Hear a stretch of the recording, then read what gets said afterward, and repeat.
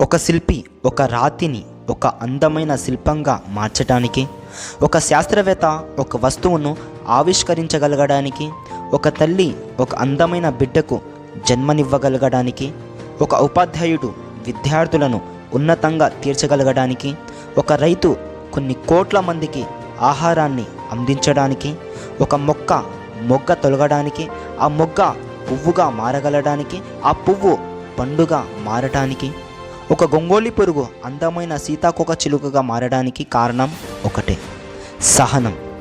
చేసే పని ఏదైనా సరే సహనంతో అందరితో కలిసి నవ్వుతూ కష్టపడుతూ ఓర్పులను నేర్పులను నేర్చుకుంటూ ముందుకు సాగడమే.